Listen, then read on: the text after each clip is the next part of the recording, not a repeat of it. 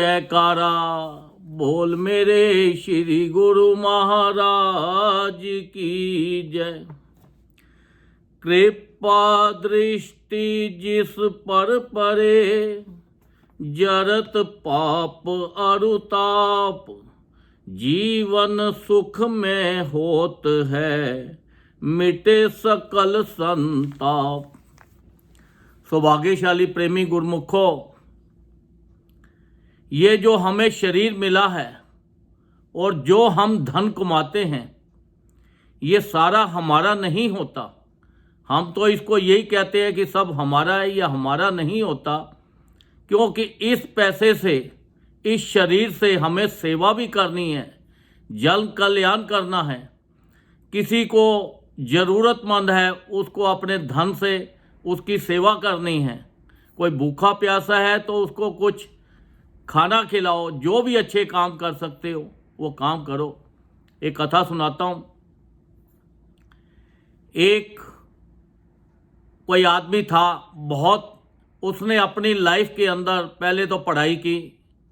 पढ़ाई करने के बाद जब वो 21 साल का हुआ तो उसने अपना बिजनेस शुरू कर लिया, ऑयल का। अब 21 साल में जब शुरू किया तो उसने 23 साल के अंदर इतना नाम बना लिया कि बहुत ही ज़्यादा।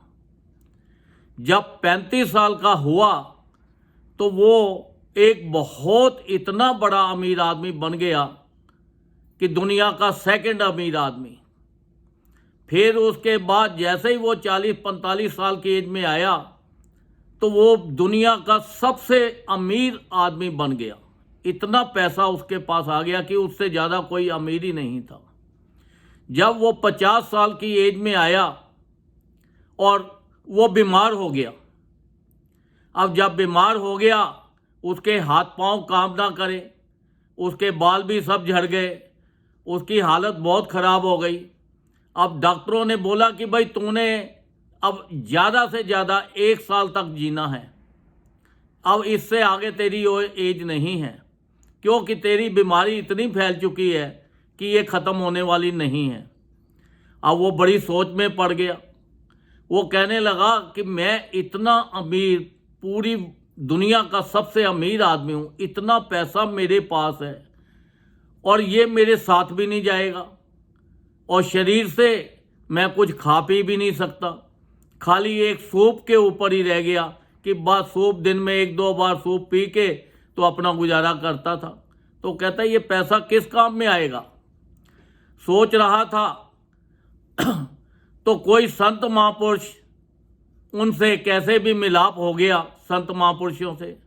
तो उन्होंने उनके आगे बेनती की, महाराज मेरे पास इतना धन है और ऐसा नहीं हो सकता कि मैं ठीक हो जाऊं, कुछ इसका यूज़ कर सकूं, क्या करूं। संत महापुरुषों ने उनको राय दी, युक्ति बताई कि देखो तुम्हारे पास इतना पैसा है, इससे आप जन कल्याण करो। तो उसने अपने सारे प्रबंधकों को बुलाया, अकाउंटेंट को बुलाया, और बुला के उन्होंने बोला कि मेरे पास इतना पैसा है, इससे हॉस्पिटल बना दो, कुछ स्कूल बना दो, कुछ और गरीब बच्चों में बांटो, जो पढ़ाई नहीं कर सकते उनको पढ़ाई के लिए दो। जैसे जैसे उसने जन कल्याण के लिए खर्चा करना शुरू किया, वो धीरे धीरे ठीक होना शुरू हो गया। जैसे जैसे उसका खर्चा होता जाए वैसे वैसे वो ठीक होता जाए। अब वो बिल्कुल ठीक हो गया। कहने लगा कि मैंने क्या ऐसा काम किया है, ऐसी भगवान की मेरे ऊपर क्या कृपा हुई है कि मैं ठीक हो गया हूँ। तो फिर उसने, अब वो बंदा देखो कि 1 साल की एज थी उसकी, जब वो 50 साल का था, तो वो 98 साल की एज में जाके उसने शरीर छोड़ा। तो देखो जन कल्याण के लिए कितना है। जैसे हम सेवा करते हैं अपने शरीर से, पैसे के साथ सेवा करते हैं, तो हमें देखो कितना लाभ मिलता है। उसकी 50 साल 1 साल उम्र रहने के बदले उसको 50 साल और मिल गई। एक कथा और सुना रहा हूँ कि देखो किसी ने मकान बनाया, मकान बड़ा खूबसूरत था, वो सारा दिन अपने घर की सफाई में लगा रहता था। और सफाई भी कहाँ से? बाहर से। अब वो इतनी बाहर से सफाई करता करता उसको ये भी भूल गया कि मैंने अंदर की घर की भी सफाई करनी है। जब अंदर की घर की सफाई तो वो भूल गया, बाहर की सफाई करता रहा। लोग आए, देखे, बड़ा खुश होता था, देखो लोग आके इसकी कितनी तारीफ कर रहे हैं, मेरा घर कितना साफ है। अब करते करते उसने एक बार देखा कि घर के अंदर तो बहुत गंदगी हो गई है और इसमें दीमक लग गई है।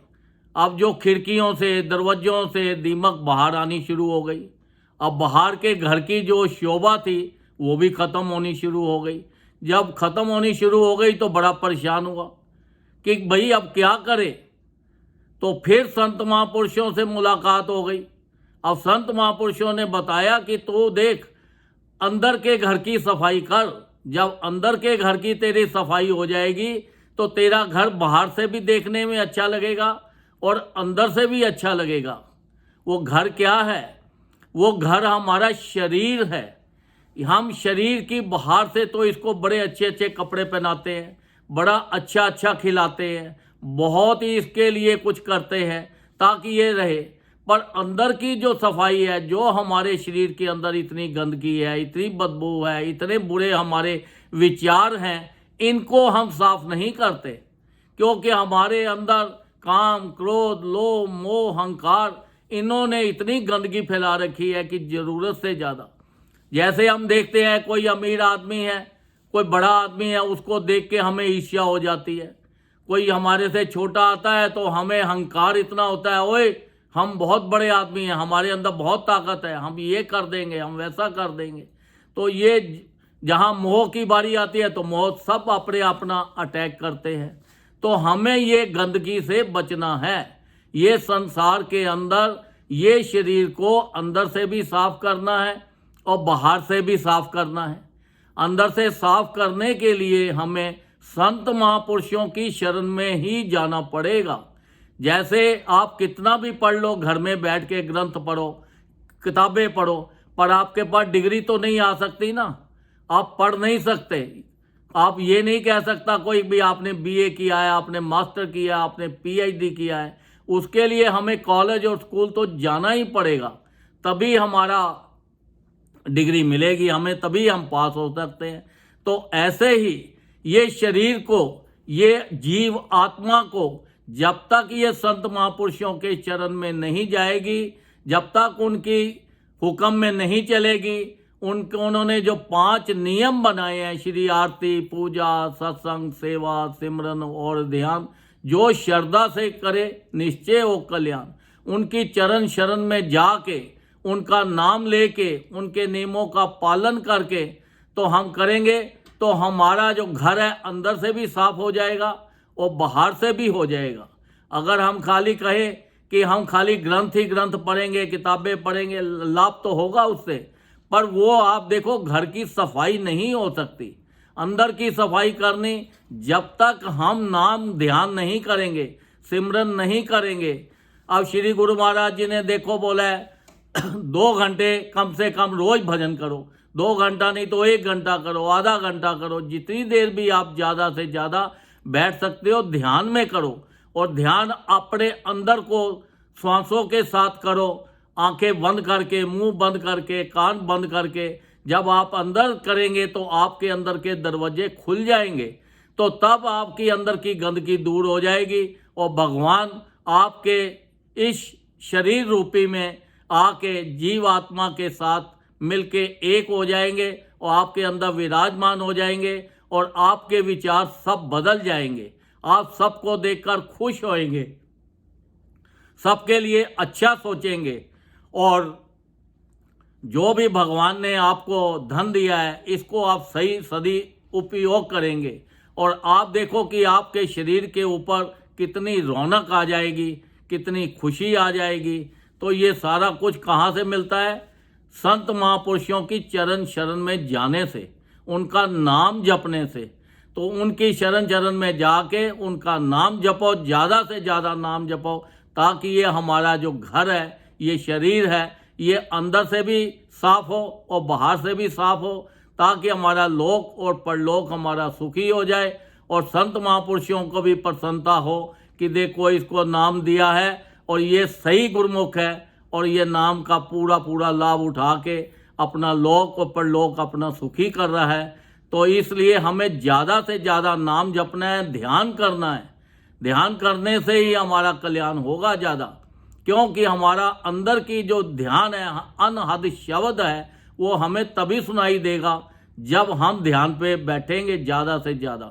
तो अपना लोक परलोक सुखी करने के लिए ज़्यादा से ज़्यादा नाम जपो, ध्यान में बैठो और जन कल्याण के लिए जितना भी अपना शरीर भी अपना धन भी सब तरह से सदुपयोग करो, ताकि आपका जीवन सफल हो जाए, आप संसार में भी खुशी से जियो और आपका परलोक भी सुखी हो जाए। बोलो जयकारा, बोल मेरे श्री गुरु महाराज की जय।